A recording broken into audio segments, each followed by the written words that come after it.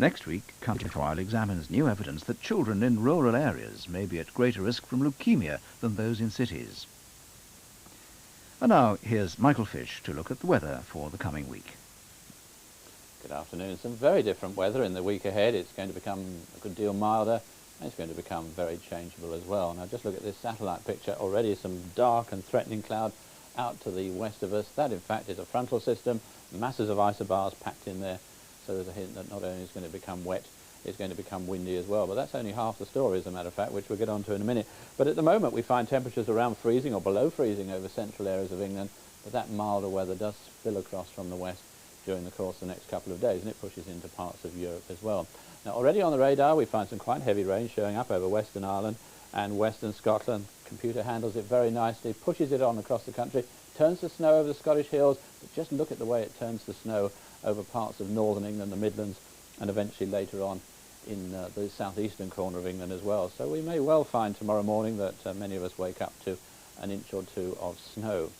And again, as I said, that's only half the story, because we're going to get these strong southerly winds picking up, and those winds up to gale force are going to be feeding across many northern and western areas, and if nothing else, that really is going to make it feel bitterly cold. But eventually we find those winds swinging round to a milder westerly direction. Now for most of England and Wales today, it's going to be a dry, bright, fairly sunny afternoon, unbroken sunshine in places. The thicker clouds already arrived in Northern Ireland and Western Scotland, bringing with it some outbreaks of rain. And that process continuing throughout the rest of the afternoon, that rain eventually pushing into western areas of England and Wales, that wind up to gale force. And over the Welsh mountains, the Scottish mountains, that rain will fairly readily turn to snow. Central and eastern areas, though, staying dry and bright throughout the afternoon, but jolly cold, temperatures remaining probably below freezing, but closer to normal in the west, although with that wind probably even there it'll feel pretty cold. And then the problems start during this evening and tonight, as that band of rain continues to push on eastwards, because it is all the while going to turn more and more to sleet and snow, and especially I think in northern England, through the Midlands and down eventually towards the southeast, that's where there will be a covering of snow by the end of the night, an inch or two in places. Somewhat clearer weather eventually following into Scotland, Northern Ireland, the far west of England and Wales.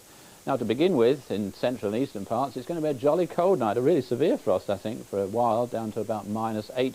But later on those temperatures will rise from the west. But having said that, even right at the end of the night, temperatures still in eastern parts of England below freezing. And then on to tomorrow, that frontal system bringing the rain and snow, clearing away very gradually during the course of the day, but it is going to give some further sleet and snow in eastern areas before it slowly fizzles out during the day, and then this brighter weather coming along behind, but with some wintry showers in the north. Now there's another frontal system, so that late on tomorrow it's going to bring wet and windy weather in from the west. That'll go sweeping across the whole country on Tuesday, again followed by brighter weather but with blustery showers. But by that time temperatures closer to normal. On Wednesday we'll find another front again bringing wet and windy weather after a bright start, and that's really the way the rest of the week is going to be, with fronts coming across from time to time, keeping the weather changeable. Sunday night on One. Murder. He's dead! Russell Cord was murdered. And chilling suspense. He only wanted a cuddle. Where's the harm in that? Besides yourself, who else had a motive? A few early drops of the summer wine, leading to a diagnosis of murder for Dick Van Dyke. Sunday night on BBC-1. In 5 minutes, Raymond Baxter tells the story of a famous aircraft built 50 years ago, the Spitfire. First at 1 o'clock, the news on BBC-1 with Chris Lowe.